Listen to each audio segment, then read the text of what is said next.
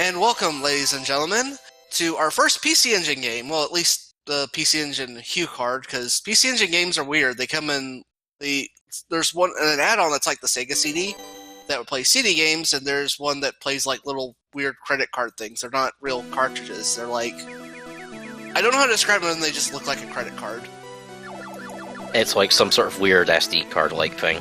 Yeah, except a lot bigger than an SD card. But anyway, go on. I've actually played a couple of games on that one as well. Oh, well, which ones were they?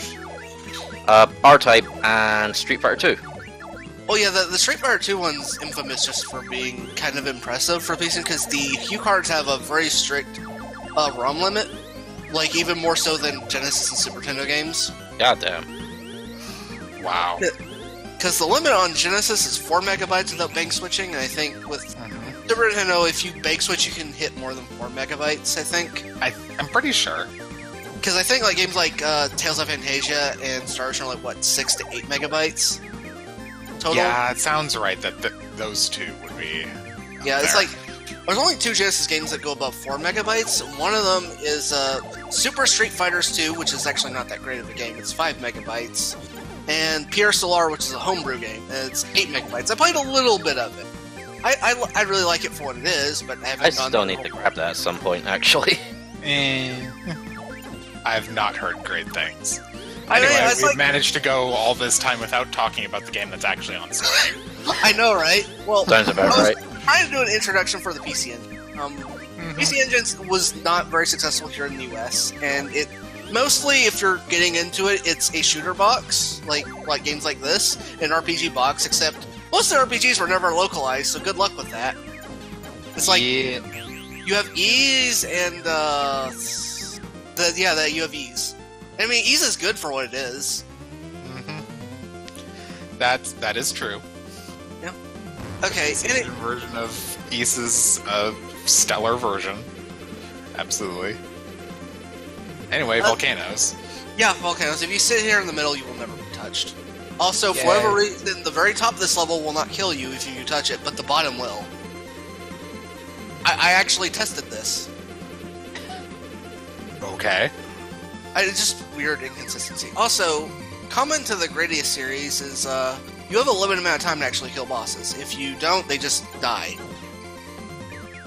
I think this is a concession to the power meter system, which I'm actually not the biggest fan of as a mechanic, because if you die, you have to recollect all your power-ups over again, and the levels are not necessarily calibrated to being on the lower end. I mean, there are some levels that try to be near a checkpoint, try to be easier the closer you are to a checkpoint and stuff, but not all games do this equally well. No, it's kind of my biggest problem with the genre as a whole. Well, okay, not every game in the genre uses checkpoints. Some use but a lot of them do. Yeah. That's where most of my experience with the genre unfortunately lies. Yeah, this is not a genre that a lot of people think very highly of for that reason. I mean, not every shooter is the hardest game ever. There's some that are easier. They're just not the ones that get talked about. Because the crowd that generally goes to these types of games are the kind that only want to play the hardest things possible.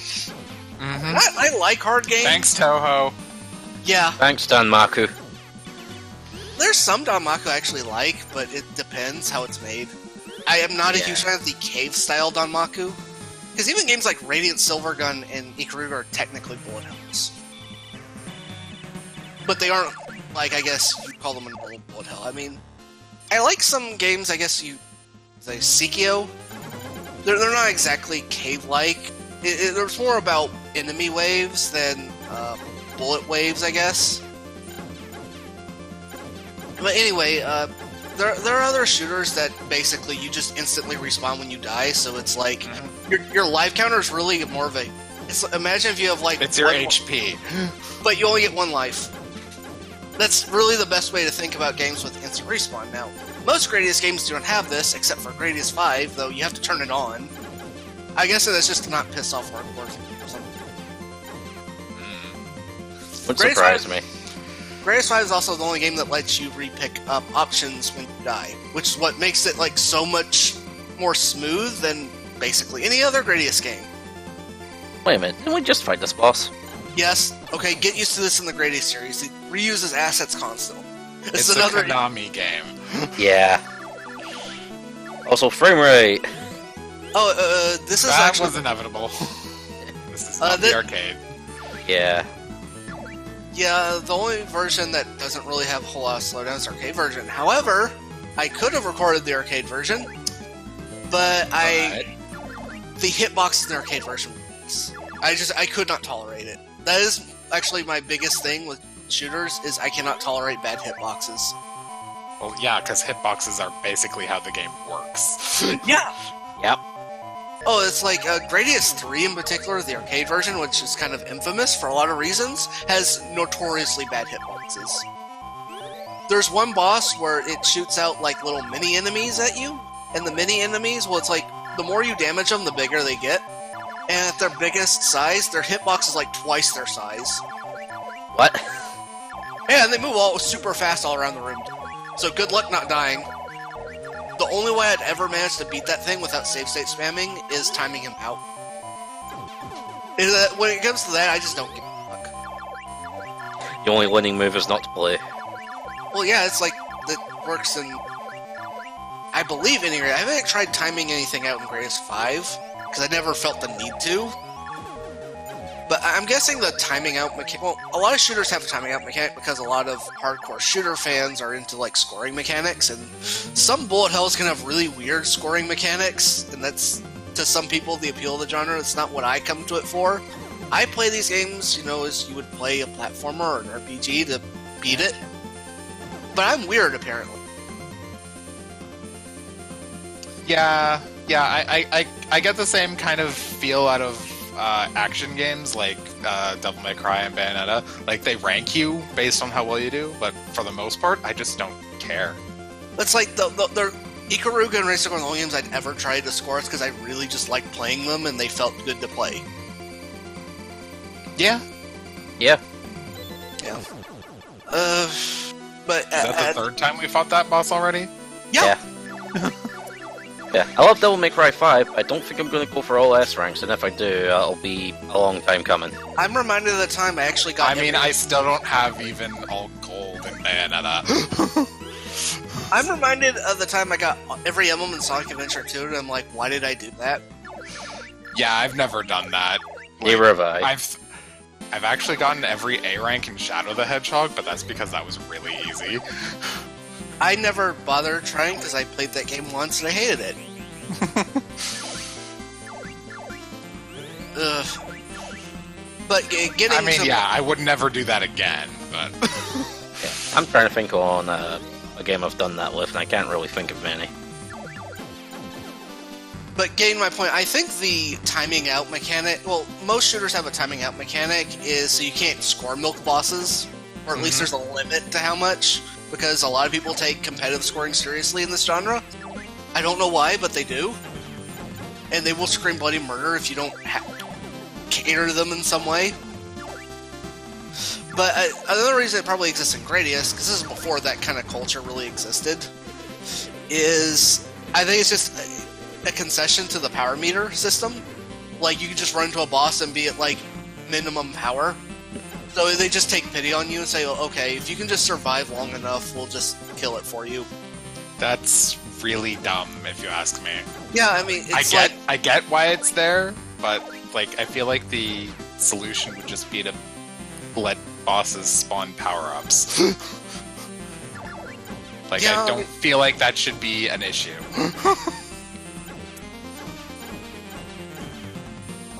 R-Type can be particularly brutal with the bosses. Dude, like, R-Type is sadistic. Like, even more... Well, okay, it's not... None of the R-Type games are as bad as Gradius Arcade, which is probably one of the hardest games ever. But, like, the average R-Type game is, like, way more sadistic than anything else. And I hate this boss. You notice I switched to double, because double and laser don't stack. So I typically stick to laser, because I just feel like it gives me better coverage. However, this boss is really annoying, and you need to be able to shoot up, because there was one of those launch pod things at the top, and killing it with laser is almost impossible. Yeah. But And it will- with this weapon, it seems Easier. real. Like you just sat there for like a full minute, Yeah.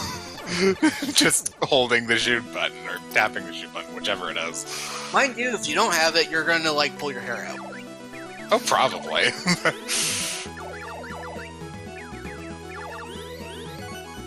And going back to laser.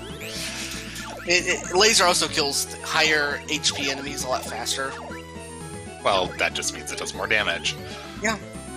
It's also more likely to cause slowdown, which you can abuse for obvious reasons. Yes. Okay, going back to the action game tangent a little bit. I actually think the PC version of Bayonetta is way harder than the other versions because of the lack of slowdown. Fair. Yeah. Like, even on the Xbox version, like, you end up abusing the slowdown without even really realizing it. And then going to the PC version, it's like, why can't I dodge this? What the hell is going on? Yeah, your muscle memory hasn't adapted. Exactly. And It's obviously not as bad for people who started on the PC version, but I played the Xbox and the PS3 versions before it, so... Oh, Jesus, PS3, you poor bastard. Look, when I got my 360, the first thing I did was I went and bought a copy of Bayonetta. I mean, And I didn't even know I was getting the Xbox at the time. Like, it was, like, I was just given it.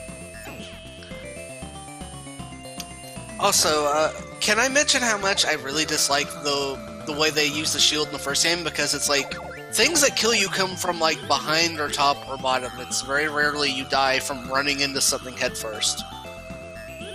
So it feels pointless most of the time. Yeah, I was just wondering, what the fuck are those things supposed to be doing? Because... Okay, I see, with that bone there just now, but... Yeah. But the thing is, the shields have an obnoxiously big hitbox in basically any version of this game, so... And that's actually a pet peeve of mine, and not just shooters, but any game in general. Why is the shield hitbox, like, way bigger than the normal hitbox? I mean, why is it that much bigger than just the shield graphic? Yeah, I'm remembering R-Type's shield-like thing, where you can actually detach it from your ship so it can block from different angles. Oh, okay, can I mention this since we have the time? Fuck Super Nintendo Super R-Type. Just fuck that game. Okay. I don't know anything about that game. It runs on a checkpoint system. I mean, it's like, even though it has infinite continues, it's not good enough. Ooh, okay, that's because pretty well, I say it runs on a checkpoint system. It really has no checkpoints. You go back to the beginning of the level every time. That's miserable. Yeah, and I mean, that's miserable in any game. Can you imagine if even like Super Mario Brothers didn't have checkpoints? I think the Last World doesn't. The Lost... No. There might be some places in the Lost Levels that don't, but I know... I was thinking Lost Levels. I know at the very least, all the way up to 8.3 there are checkpoints. Okay, welcome to Slow Down the Level. Holy shit. Oh, God. Oh, you think this is bad? You should see the NES version. It's, like, worse. Because, like, well, the NES is running on a 1.7 megahertz processor. This is like a I can't even imagine, like, a game this busy working on a NES, no matter how much you pare down the graphics. I was going to say, I don't want a migraine. Yeah. Also, the weird thing with the NES version is you only have 2 options at once. I'm That guessing doesn't surprise me. Graphical limitations, I'm guessing. That's not necessarily well, graphical. not even necessarily graphical, just CPU. Yeah, it's like limiting the number of objects on screen.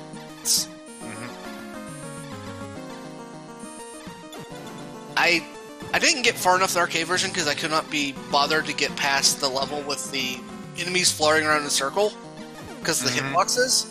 But I think this level runs at full speed in the arcade version because it's arcade. Because arcade hardware was fucking ridiculous in the 80s and 90s. I mean, it still kind of is. Let's be fair. I mean, it's on par with like what PCs nowadays, right?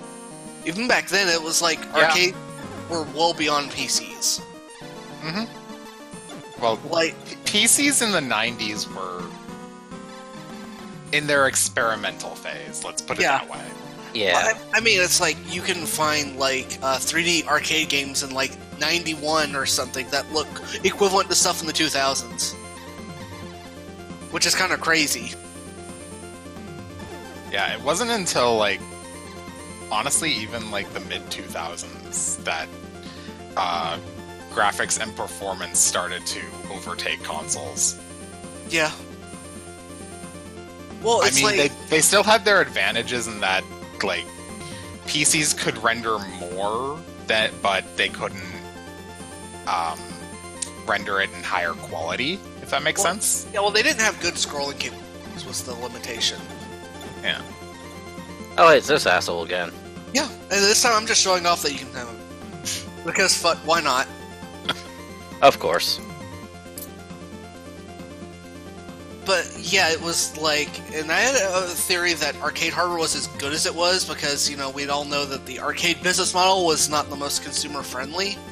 Of course not. But those Of course probably, It's basically microtransactions before microtransactions. Oh my god, he just explodes for no reason. yeah. Wow. There's so much time. They fit in the boss with a self-destruct mechanism, apparently. That is so dumb!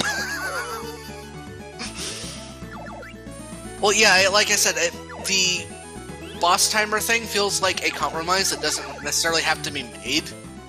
Yeah. It was like you could do It what really Gradius, feels like there are so many better options they could have made.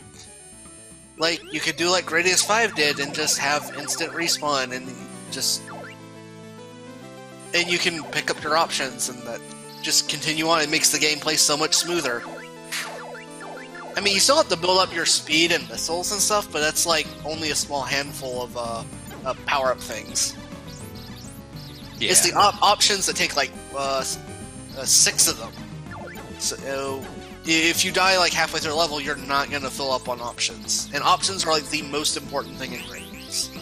Yes. As we can see just by watching this, because holy shit, do they allow you to kill things so much more efficiently. Oh yeah. And it's like... Like, not just the shit in front of you, but like, the shit all around you. But yeah, an aspect of shooters that's, I mean, not this is also related to games like Contra, and even I would say like just a lot of arcade games, arcade action games in general, is crowd control, and options just allow you to do that so well. Yeah. You just want to kill things before they become a What pain. the hell is this? He just shoots out a whole bunch of stuff at you. If you sit here, you are safe. I'm getting, like, Undertale vibes from this. Am I the only one that thinks that? Yeah, this isn't nearly stupid enough to be Undertale. And I like Undertale, but I'm just... Are we ever gonna do that? I mean, eventually, probably. 20 years Even as short as that game is, I'm not sure we're ready to record something that long. Yeah. Well, maybe Figure it one out. day. Yeah. And by Anyway, then, Deltarune will be done. I'm Maybe. waiting for the full thing to come out before trying it. I basically played it for like an hour and decided basically the same thing. I ended up playing for the whole of the first episode. This is about the only place I think the shield is actually worth anything, because the ridiculous amount of There's, bullets that yeah, you that's a lot of forward-coming bullets, so yeah, the shield is amazing here, obviously. Oh yeah, but in the later Until you game- lose it. why do you think I'm like trying to avoid picking up the power-ups? So I can hover over it and regain the shield when it goes away. That's a thing where it's like you don't want to accidentally pick up too many, so you can reignite your shield. The later Gradius games have a force field instead. Well, I mean, like Gradius That 3 makes lets you, so much more sense. The force field doesn't have as many hits to defend you with, though. It goes away after 2. But it's still... It's I'm honestly surprised this protects you as much as it does. I expected it to die a lot faster. Yeah, it has a ton of hits, it's just it only covers the... Yeah. I still, even like Gradius 3 where they let you pick your individual, like, loadout, I still prefer having the force field. Also, this thing is a pain in the ass if you don't know what to do, and I prefer to do this. Is this a C-clamp? I don't know. No. No. It just reminded me of one for some reason. We're almost at the end of the game. This is really short if you know what you're doing. It's just like most shooters. So just swerve behind it. Yeah. The hitbox makes it more annoying than it looks. Huh? And here's the final boss. Every final boss in every Gradius game is a joke. It's just a running gag in the series. And again, yeah, hooray! We killed Mother Brain. Do we get an escape sequence now? Kind of. No. Oh. There's one in we blew up the thing. The arcade version of Gradius 3 has one, but it's really annoying. It's like a high-speed section with really tiny hallways. Oh, joy. That section does exist in the Super Nintendo version of Gradius 3, but it's like halfway through the game instead. Some of the weird changes these companies make to games when porting from system to system is really, really weird. Well, the arcade version of Gradius 3 is running on a 32-bit dual CPU versus the Super Nintendo, which is like a 16-bit CPU at like a tenth of the processing power. Okay. So why does that affect the ordering of levels? What I understand is Gradius 3's difficulty made it really unpopular in Japan, so it's like a rebalancing, I guess. It is actually one of the easier Gradius games, I think, if you play like on easy. Okay. So, Gradius is not my favorite shooter series, but I feel it's necessary to cover just because it's influenced on the genre. Yeah. It's like talking about JRPGs without talking about Dragon Quest or Final Fantasy. Yeah. Like, I'm much more of a Thunder Force person, but we'll get to that at some point. But anyway, that was the end of this playthrough of Gradius for the PC Engine. We'll see you guys next time.